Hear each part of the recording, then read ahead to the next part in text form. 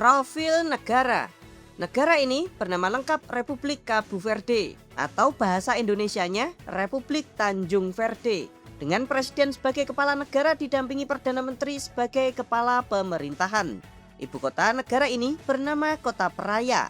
Secara geografis, negara ini merupakan negara kepulauan kecil yang terletak di barat Afrika Barat. Jaraknya itu sekitar 600 km dari daratan Afrika.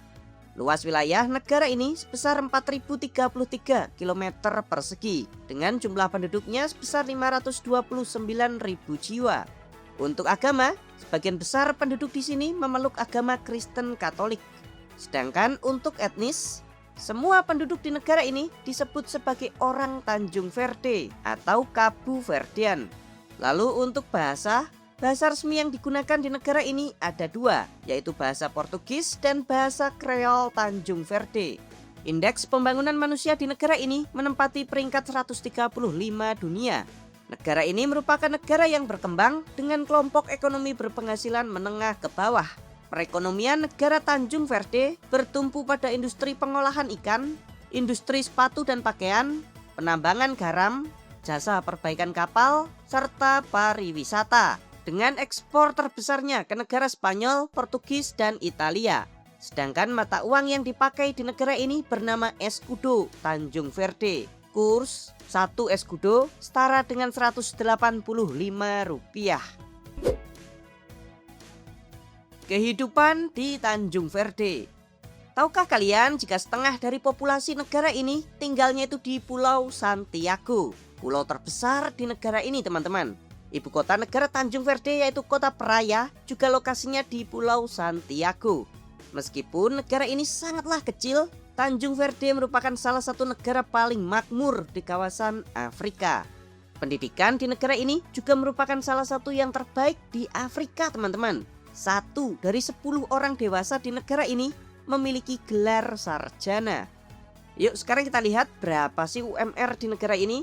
Ternyata terbagi atas 2 sektor. Sektor pekerja umum, ya kayak kerja di perusahaan gitu, UMR-nya sekitar 2,8 juta rupiah per bulan.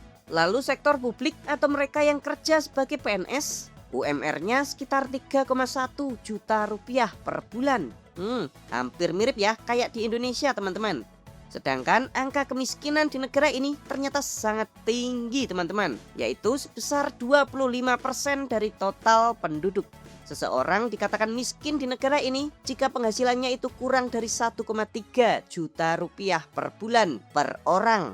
Ingat ya, hitungannya itu per orang, bukan per keluarga. Kalau satu keluarga itu 4 orang, maka penghasilan di bawah 5,2 juta rupiah per bulan dianggap sebagai keluarga yang miskin. Kosong. Berbeda dengan sebagian besar negara di dunia yang telah dihuni oleh manusia sejak ribuan tahun yang lalu. Nah, Kepulauan Tanjung Verde ini ternyata tidak dihuni oleh manusia. Sampai akhirnya datang Portugis di abad ke-15. Pada tahun 1460, penjelajah Portugis itu menemukan pulau-pulau ini dan mulai membangun pemukiman permanen. Karena tidak adanya penduduk asli, masyarakat Tanjung Verde saat ini merupakan hasil percampuran antara berbagai kelompok etnis yang datang kemudian. Penduduk pertama kan orang Portugis, lalu pedagang Eropa, diikuti oleh budak-budak yang dibawa dari Afrika Barat. Orang-orang ini kemudian bercampur menjadi satu dan melahirkan budaya Kreol yang unik, berbeda dari negara-negara Afrika lainnya. Hal inilah yang menjadikan Tanjung Verde menjadi salah satu negara modern yang tidak memiliki penduduk asli seperti kebanyakan negara-negara lain di dunia. Diaspora. Tahukah kalian ada satu hal yang paling mengejutkan tentang negara Tanjung Verde, yaitu jumlah warga keturunan yang tinggal di luar negeri jauh lebih banyak dibandingkan penduduk yang tinggal di negaranya sendiri. Saat ini penduduk Tanjung Verde berjumlah 500.000 jiwa. Namun diperkirakan lebih dari 1 juta orang keturunan Tanjung Verde tinggal di berbagai negara seperti di negara Portugal, Amerika Serikat, Prancis, Belanda, dan Luxembourg, dan negara-negara yang lain. Nah, awal mulanya tuh masyarakat itu berduyun-duyun meninggalkan Tanjung Verde sekitar abad ke-19. yang diakibatkan oleh bencana kekeringan yang sangat parah. Ditambah sumber daya alam di sini sangat sedikit, membuat warga itu sudah nggak betah dan akhirnya pergi ke luar negeri. Di sisi lain, peluang ekonomi di luar negeri sangat-sangat menggiurkan. Nah, sampai hari ini nih, kiriman uang dari diaspora menjadi salah satu sumber pendapatan penting bagi perekonomian negara ini. Kepulauan. Negara ini sangat mungil teman-teman. Meskipun sama kayak negara kita Indonesia yang kepulauan, namun jumlah pulau di negara ini hanya 14 buah. 10 pulau adalah pulau vulkanis, serta 4 pulau lainnya adalah pulau karang. Nah, para penduduk itu tinggalnya itu di pulau vulkanis teman-teman. Pulau vulkanis itu pulau yang terbentuk dari letusan gunung berapi. Di negara ini sendiri terdapat satu gunung berapi yang masih aktif, yaitu Gunung Pico do Fogo yang tingginya 2829 mdpl. Gunung yang berada di Pulau Fogo ini terakhir meletus di tahun 2014, menghancurkan sejumlah desa dan memaksa ribuan warga saat itu untuk mengungsi. Gersang. Pasti kalian bertanya-tanya, Pulau Tanjung Verde itu kan tanahnya vulkanis tuh, kayak Indonesia. Tapi kok gersang banget ya tanahnya? Nah gini teman-teman, memang seharusnya tanah vulkanis itu sangatlah subur. Namun ini berbeda dengan kondisi di negara Tanjung Verde. Paimin catat ada 2 alasan utama yang membuat negara ini tuh kering. Yang pertama, karena negara ini berada di wilayah Sabuk Sahel. Sabuk Sahel itu wilayah semi kering yang membentang di selatan Gurun Sahara. Loh, padahal kan negara ini jauh dari daratan utama Afrika kan Min? Udara panas dan debu dari Gurun Sahara masih bisa terbawa oleh angin yang sepoi-sepoi dan sampai di negara Tanjung Verde. Alasan yang kedua ternyata masih berkaitan dengan alasan yang pertama, yaitu angin dari Gurun Sahara. Nah, angin ini mengurangi pembentukan awan hujan sehingga curah hujan di negara ini sangat-sangat rendah.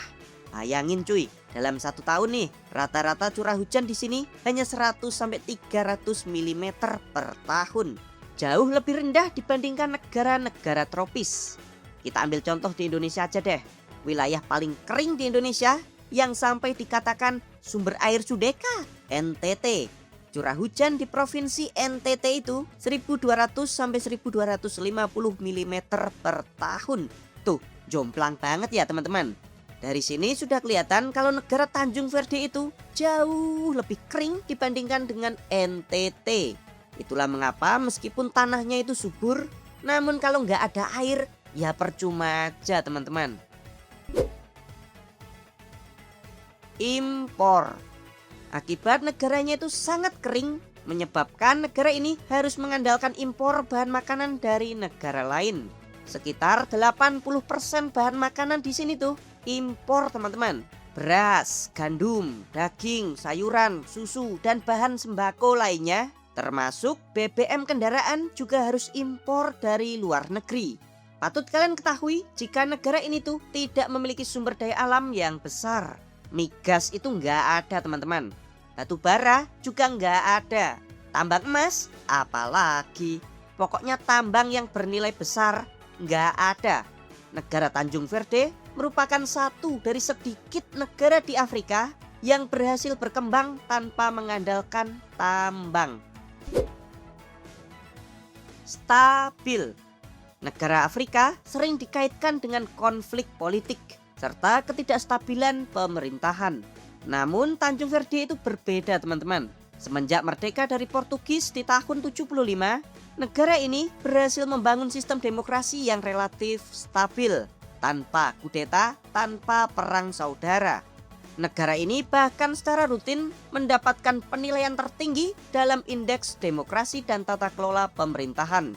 Korupsi juga relatif rendah teman-teman, apalagi jika dibandingkan dengan banyak negara di Afrika.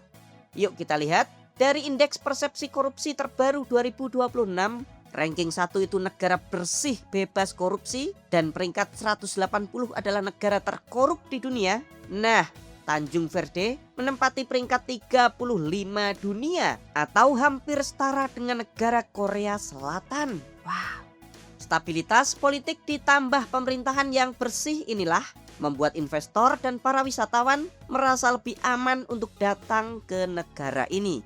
Karena alasan inilah Tanjung Verde sering disebut sebagai salah satu kisah sukses pembangunan di Afrika. Hal unik di Tanjung Verde. Tahukah kalian jika sepak bola merupakan olahraga paling digemari oleh masyarakat di negara ini? Timnas Tanjung Verde yang dijuluki Hiu Biru, prestasi tertingginya adalah lolos ke dalam Piala Dunia 2026. Nama Tanjung Verde berasal dari nama semenanjung di wilayah Senegal, Cape Verde. Para penjelajah Portugis menyebutnya sebagai Cabo Verde atau Tanjung Hijau. Nah, nama ini kemudian dipakai lagi untuk menamai kepulauan ini. Jadi Tanjung Verde itu ada dua ya teman-teman, yaitu nama negara dan yang satunya memang nama Tanjung yang berada di negara Senegal. Terima kasih teman-teman sudah nonton sampai selesai. Bagi kalian yang mau membantu dan mendukung channel Tio JB, kalian bisa kirim melalui super chat, super thanks, atau berlangganan secara eksklusif. Jangan lupa ya untuk subscribe channel Tio JB dan tekan tombol loncengnya agar kalian tidak ketinggalan video-video menarik dari kita. Silahkan nih kalau ada request, kritik, saran, kirim salam, atau apapun itu kalian bisa sampaikan di kolom komentar. Sampai jumpa lagi dan